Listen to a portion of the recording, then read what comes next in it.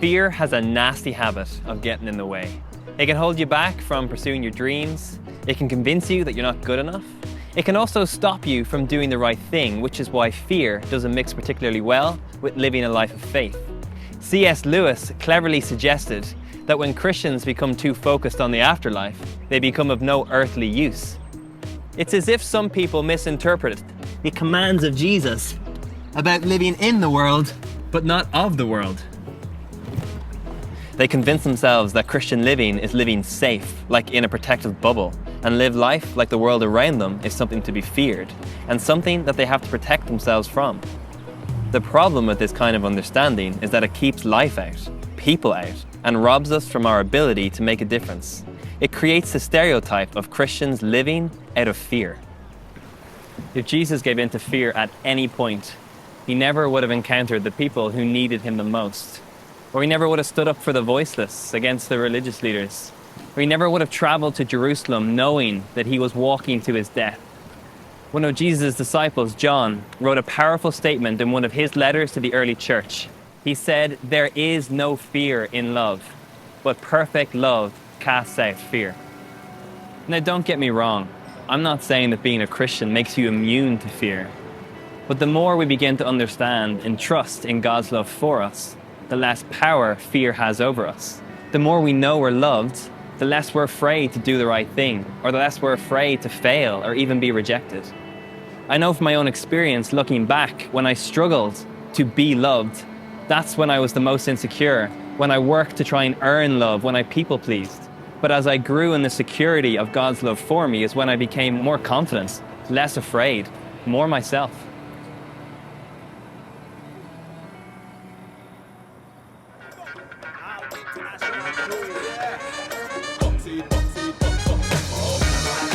It's like there are two ways I can live my life for God. The first is wearing this clean white suit, fearing that my life will be judged at the end by how clean I kept it. So there's absolutely no way I can help a guy who clearly just needs a hand to change a tire, or help a young lady who's clearly had too much to drink to just get home because of the fear of the stains it might leave on my clean white suit.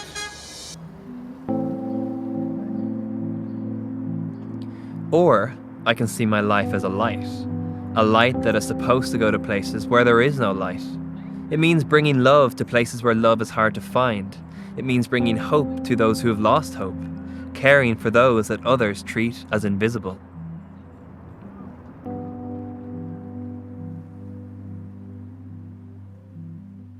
Jesus, as he did best, told a parable that cut to the chase. It's often called the Good Samaritan. It's about a man who's walking on a road like this from Jerusalem to Jericho.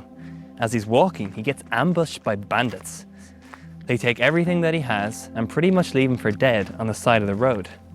The first two people to encounter him are a priest and a Levite. They both have important roles in the Jewish temple. Rather than helping the man, they cross on the other side of the road, which is actually a joke on Jesus' part, because this road is well known as windy and narrow. There was no other side. The picture Jesus is painting is of these religious leaders either stepping over him or climbing around him. The reason they leave him there is because, as we discussed elsewhere, touching certain people like the sick, dead or dying would make one unclean and unable to enter the temple. In this story, living out their faith for them meant walking past the dying in order to stay clean and perform their religious duty. The next man to come along is the hero of the story. He is a Samaritan.